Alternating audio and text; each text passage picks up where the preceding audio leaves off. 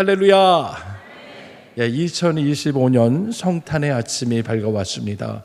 빛으로 오신 우리 주님을 환영하는 마음으로 마지막 초까지 불을 붙이게 되었습니다. 이 아침에 우리는 하나님의 가장 큰 선물, 아기 예수께서 탄생하신 소식이 우리에게 가장 큰 은혜의 소식이라는 것을 기억하며 이 아침 이 성탄 예배를 통하여 마음과 뜻과 정성을 우리 하나님께 올려드리는 예배가 되기를 소망합니다. 온 가족이 함께 드리는 이 예배를 통하여 우리 하나님께는 영광, 우리 모두에게는 기쁨이 충만한 예배가 되시기를 주님의 이름으로 축원합니다. 오늘 이 시간에는 신약성경 요한복음 6장 38절로 40절의 말씀으로 예수께서 이 땅에 오신 이유라는 제목으로 복음 증거하도록 하겠습니다. 헬라 사람들은 보이지 않는 하나님의 존재를 말씀으로 인식했습니다. 그래서 하나님의 말씀 자체를 로고스라고 불렀는데 바로 이 말씀이 인간의 몸을 입고 이 낮고 천한 땅에 내려오신 사건, 이 사건을 인카네이션, 성육신 사건이라고 부릅니다. 하나님이 사람의 몸을 입으시고 이 땅에 오신 사건은 인류 역사상 단 한 번뿐인 유일해적 사건으로 우리를 향하신 하나님의 사랑을 확실하게 증거하신 거룩한 탄생으로 우리는 믿습니다. 성경에는 첫사람 아담과 하와로부터 시작해서 수많은 인류가 이 땅에 태어나 우리가 이 땅을 살다 죽었다라고 증거하고 있습니다. 창세기 5장을 보게 되면 아담으로부터 노아에 이르기까지 믿음의 계보들이 기록되어 있는 것을 보게 됩니다. 여기에 속한 대표적인 사람들의 인물들을 요약해 보면 아담, 셋, 에노스, 게난, 마할랄렐, 에녹, 무두셀라, 라멕, 노아, 그리고 노아의 아들인 함과 셈과 야벳이 기록되어 있습니다. 여러분, 이분들 중에 에녹이라는 분은 365세를 살고 하나님의 품에 안겼습니다. 창세기 5장 24절을 보면 에녹이 하나님과 동행하더니 하나님께서 그를 데려가심으로 세상에 있지 아니하더라 라고 말씀하는 것을 우리가 보고 있습니다. 바로 이 에녹을 제외한 나머지 모든 분들은 노아의 홍수 이전에 모두가 적어도 700살 이상 900년 이상을 살다가 죽었다고 성경이 기록하고 있습니다. 이분들 중에는 무두셀라 같은 분들은 969년을 살고 죽었다고 성경에서 기록하고 있는데 이것은 현존하는 인류 가운데 가장 오래 산 사람으로 기록이 되고 있는 것이에요. 성경 기록에 의하면 에덴 동산에서 쫓겨나기 전까지 인류는 영원히 살 수 있었는데 이 아담과 하와가 뱀의 유혹을 받아 하나님께서 절대로 먹지 말라고 금지하신 그 선악과를 먹게 되므로 우리 인류 가운데 죄악이 들어오게 되었고 바로 이 죄의 대가로 말미암아 우리는 죽음을 경험하게 된 것입니다. 특별히 노아의 홍수 이후로 새로 시작된 인류는 그 수명이 120년을 넘지 못하도록 하나님이 정하셨습니다. 바로 이 아담과 하와 이래로 지금까지 수많은 사람들이 이 땅에 태어나고 또 이 땅에서 죽었지만 그러나 이 사람들 가운데 이 땅에 태어난 분명하고 확실한 목적을 알고 이 땅에 태어나 그 목적대로 산 사람 많지 않습니다.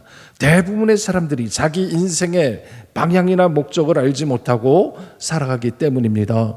이 시간에 만약 누군가가 여러분에게 갑자기 질문하기를 여러분은 이 땅에 왜 태어나셨습니까? 여러분이 살아가는 목적은 무엇입니까? 이렇게 질문한다면 여러분은 무엇이라 답하시겠습니까? 아마도 대부분의 사람들은 왜 태어났습니까? 라는 질문을 받게 된다면 내가 왜 태어났는지, 무엇을 위해 태어났는지 아마 깊이 생각을 해봐야 답을 찾게 될 것입니다.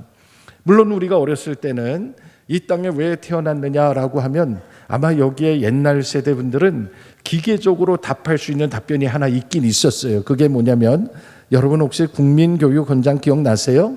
우리 국민교육 현장을 달달달 우리는 암송한 세대이기 때문에 그때는 너 왜 태어났니? 그러면 입만 열면 나오는 말이 있었어요. 우리는 민족 중흥의 역사적 사명을 가지고 이 땅에 태어났다. 우리 그렇게 다 답할 수 있었다니까요. 여러분, 국민교육 현장을 제가 다 이야기하지 않아도 적어도 우리가 기억해야 될 것은 우리는 이 땅에 그냥 태어난 게 아니라 사명을 가지고 태어났다. 이거 하나만큼은 우리가 분명히 알 수 있었다라는 것이죠. 그런데 1994년 이후로 국민교육 현장이 지나치게 개인의 가치보다 국가를 우선시하고 국민들에게 암송을 강제로 하게 하는 것이 이제는 정서에 맞지 않다 해서 지금은 우리 기억 속에서 사라져가고 있지만, 그러나 하나 분명한 것은 우리 대한민국 사람은 누구나 다 마음속에 가지고 있기를 우리는 그냥 태어난 게 아니라 우리 민족의 부흥을 위해서, 중흥을 위해서 역사적 사명을 가지고 태어났다. 그렇게 답할 수 있었다라는 것에 저는 큰 의미가 있다고 생각합니다. 사실 많은 사람들이 이 땅에 태어난 이유를 모르고 살아갑니다. 억지로 가르치고 암송을 시켜야지만 사명이 뭔지를 알고 답할 수 있을 뿐입니다. 지금도 이 시간에 먹고 살기 위해서 부지런히 일을 해야만 하는 그런 분들도 분명히 계실 거예요. 아마 악착같이 돈을 벌고 다른 사람보다 더 많이 가지고 더 많이 누리기 위해서 애쓰며 사는 사람들이 이 시대에 얼마나 많겠습니까? 문제는 우리가 왜 그렇게 살아야 하는지를 모른다면, 그 근본적인 이유를 모른다면 죽음이 우리 앞에 다가왔을 때 모든 사람들이 다 허무에 빠질 수밖에 없다라는 것이죠. 그래서 이 땅에서 가장 큰 영화를 누리고 살았던 사람 가운데 하나인 이 솔로몬 왕도 자기가 죽기 전에 하나님의 도를 깨우치고 난 후에 그가 한 말이 있습니다. 전도서 1장 1절로 3절의 말씀에 보면 전도자가 이르되 헛되고 헛되며 헛되고 헛되니 모든 것이 헛되도다 라고 얘기하면서 해 아래에서 수고하는 모든 수고가 사람에게 무엇이 유익한가 라고 얘기한 것이죠. 여러분, 솔로몬 왕이 이 땅의 모든 것 다 누려봤는데 하나님의 은혜 없이 살아가는 것은 다 헛되고 헛되다라고 그렇게 결론을 내렸다라는 것입니다. 오늘 우리의 삶도 마찬가지입니다. 지금 살아 역사하시는 이 하나님을 알지 못하는 삶은 우리 인생이 의미 없는 삶이요, 살았어도 죽은 것과 마찬가지인 허무한 삶으로 끝날 수밖에 없다라는 것입니다. 그런 의미에서 예수 그리스도께서 성육신하신 이 성탄의 사건은 하나님께서 죄인들을 사랑하셔서 이 죄인들을 구원하기 위하여 찾아오셨고 만나주셨고 우리의 죄를 대속하여 주셨고 하나님의 길을 열어주신 혁명적인 사건이라고 우리는 알아야 하는 것입니다. 그래서 인류의 역사를 나눌 때에 예수님이 오시기 전인 BC, Before Christ와 예수님이 오시고 난 후인 AD, 아노 도미니, 이렇게 시간을 구분하는 이유가 뭐냐? 예수님이 우리 인생의, 우리 시간의 기준이시라는 거예요.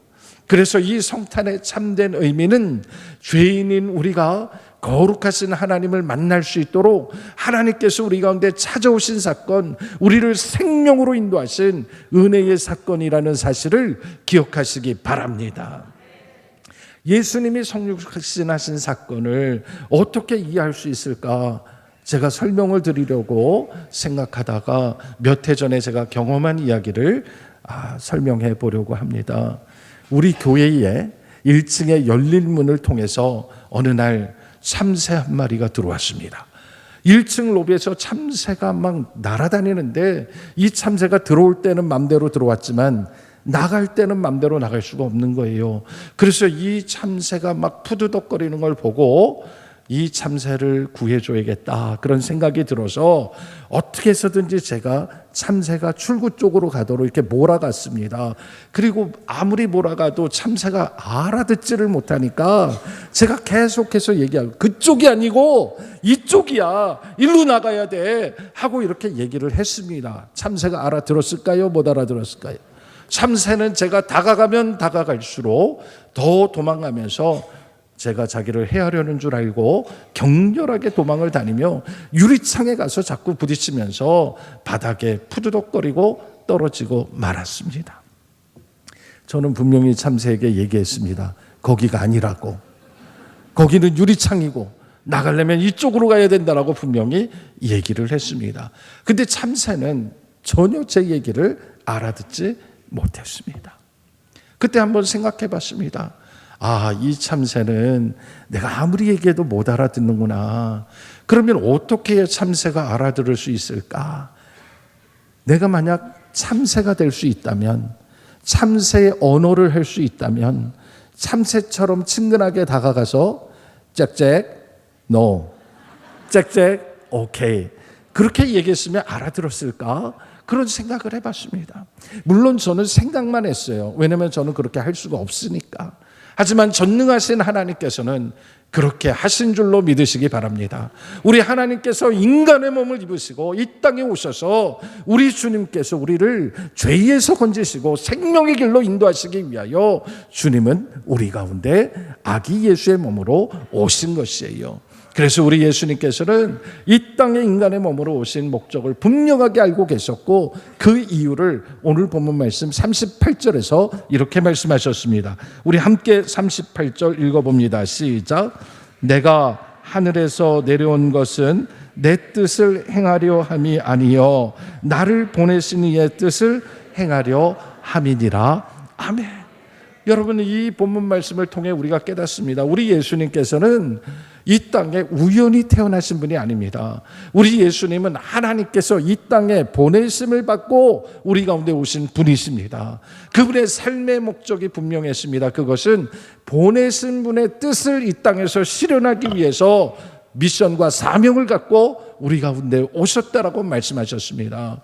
여기에서 분명한 것은 우리 예수님은 예수님의 야망과 예수님의 욕심, 예수님의 뜻을 이루려고 오신 게 아니라고 분명히 말씀하셨다라는 거예요. 그것은 자신을 이 땅에 보내신 하나님의 뜻을 온전히 이루기 위함이었습니다. 그렇다면 하나님의 뜻은 무엇입니까? 39절을 읽어드립니다. 나를 보내신 이의 뜻은 내게 주신 자 중에 내가 하나도 잃어버리지 아니하고 마지막 날에 다시 살리는 이것이니라. 아멘. 하나님께서 우리 예수님을 베들레헴 마구간에서 태어나게 하셨는데, 우리 주님은 그렇게 낮고 천한 곳으로 오신 이유를 분명히 알고 계셨습니다. 그것은 하나님께서 우리 주님께 맡겨주신 영혼들을 하나도 잃어버리지 않게 하려 함이라고 말씀하셨어요. 그것은 인생의 목적과 방향을 모르고 살아가는, 그래서 궁극적으로는 구원받지 못하는 이 땅의 많은 사람들, 하나님 나라를 잃어버린 자들에게 하나님 나라의 방향을 알려주시고 주께로 돌이키려 하심이 주님의 뜻이었다라는 것입니다. 마지막으로 구체적으로 주님 오시는 날에 마지막 영생을 얻게 하는 것이 우리 주님의 뜻이라고 말씀하셨어요. 그러면서 40절 끝에 이렇게 얘기하셨습니다. 내 아버지의 뜻은 아들을 보고 믿는 자마다 영생을 얻는 이것이니 마지막 날에 내가 이를 다시 살리리라 하시니라. 아멘. 우리는 이 예수님이 누구신지를 압니다. 예수님의 제자 베드로가 너희는 나를 누구라 하느냐라고 질문하셨을 때 그가 고백했던 것처럼 주는 그리스도시요 살아계신 하나님의 아들이심을 믿으시기 바랍니다. 예수님은 하나님을 내 아버지라고 부르시는 분입니다. 하나님을 아버지라고 부르는 이유가 무엇입니까? 우리 주님은 아버지께로부터 하나님께로부터 나오셨기 때문입니다. 그래서 그 아들을 보고 믿는 자마다 영생을 얻으리라 약속하신 거예요. 영생은 지금부터 영원토록 그리스도 예수 안에서 사는 복된 삶을 말하는 것이에요. 우리가 마지막 날 주님 앞에 서는 날 우리 주님께서 우리의 죄를 사하시고 죽음에서 건지시고 영생을 주신다는 약속의 말씀이니 이보다 더 귀한 선물이 어디에 있겠습니까?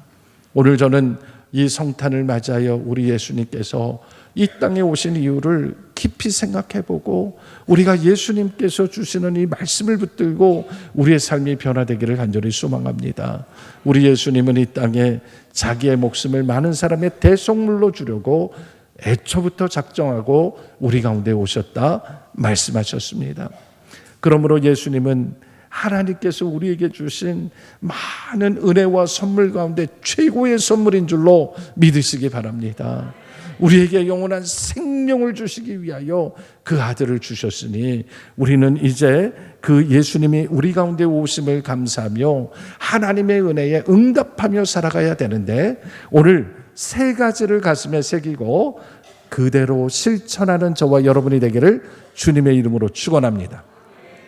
첫째로, 하나님께 가장 큰 선물을 받은 우리는 그 받은 은혜를 내 이웃과 친지들과 함께 나눌 줄 아는 성도가 되시기를 주님의 이름으로 축원합니다.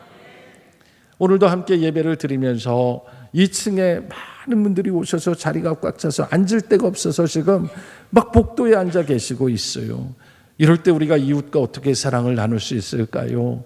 나는 먼저 와서 좋은 자리를 차지했지만 조금 빈자리가 있다면 가장자리를 조금 더 양보하고 비워주고 다른 분이 앉을 수 있도록 배려하는 거, 우리가 교회 주차장을 이용할 때도 남들보다 더 먼 곳에 먼저 와서 대고 다른 분들을 위해서 양보하는 거, 이런 것이 바로 이웃을 사랑하는 마음이 되는 것이에요. 예수님께서는 1만 달란트 빚진 자의 비유로 우리에게 하나님께 받은 은혜가 얼마나 큰지를 우리에게 말씀해 주셨어요. 한 달란트는 6천 데나리온이라고 합니다.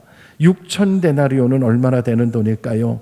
한 데나리온이 하루 품삯이라고 말합니다. 아마 하루 종일 시급으로 번다고 치면, 쓰지 않으면 하루에 한 10만 원쯤 번다고 그렇게 생각해 보면 6천 데나리온이면 얼마나 되겠습니까? 6억 정도 되는 거죠.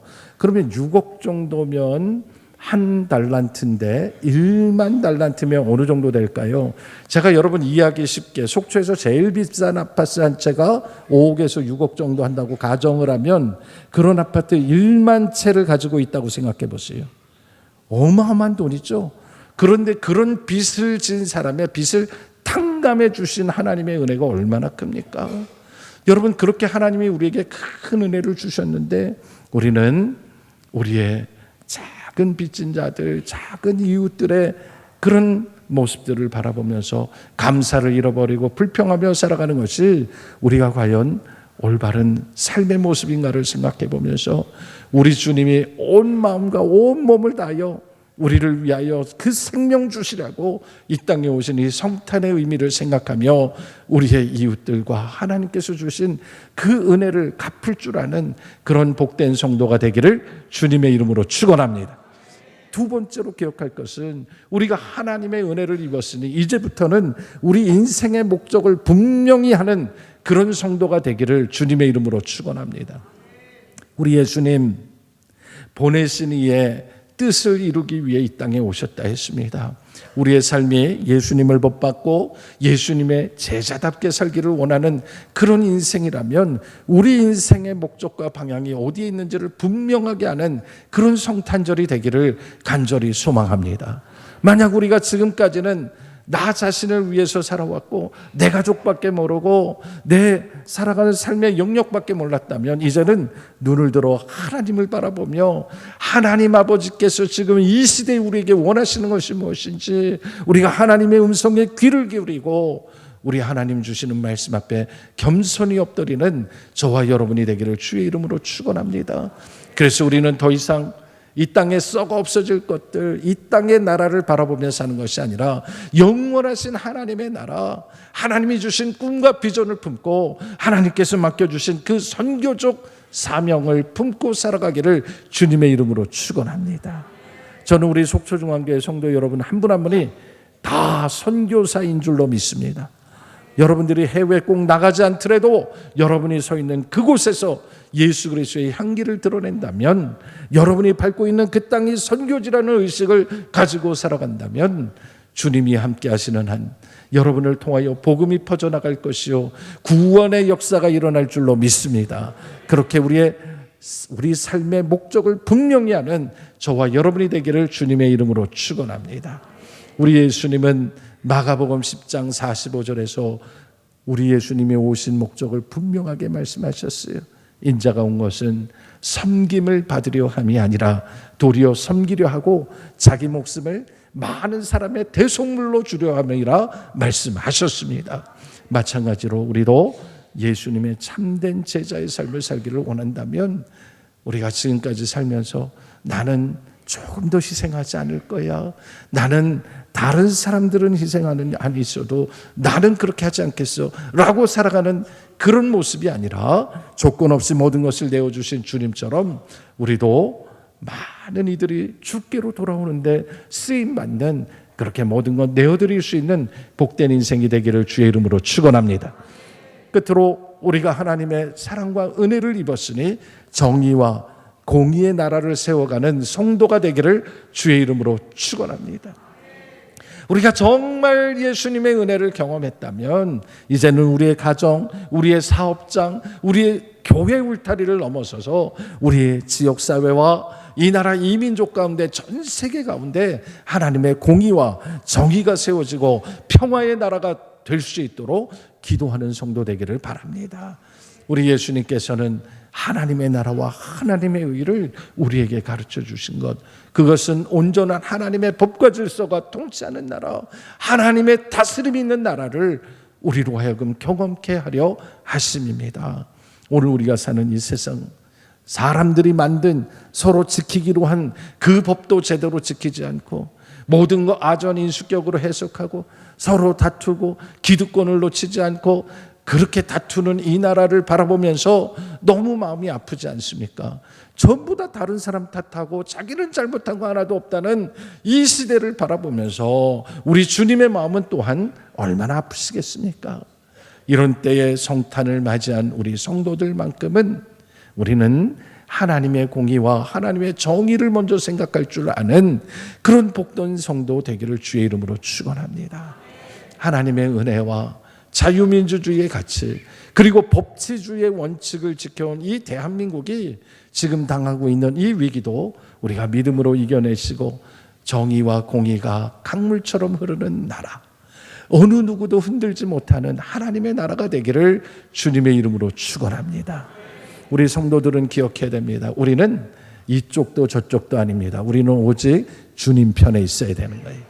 이 성탄의 계절에 오직 주님만 붙드시고 이웃들에게는 큰 기쁨, 하나님께는 큰 영광을 돌려드리는 우리 속초중앙교회 모든 성도 되기를 주님의 이름으로 축원합니다.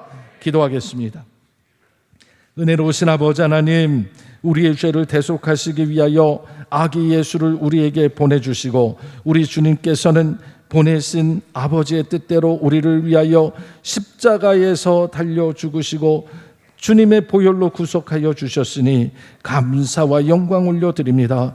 오늘 이 성탄절을 맞이하여 주님 오심을 기뻐하며 우리 인생의 목적을 분명히 하고 받은 바 은혜를 이웃과 나누며 하나님의 공의와 정의가 흐르는 나라 되기로 다짐하는 우리 모든 성도들에게 큰 은혜를 부어 주시옵소서.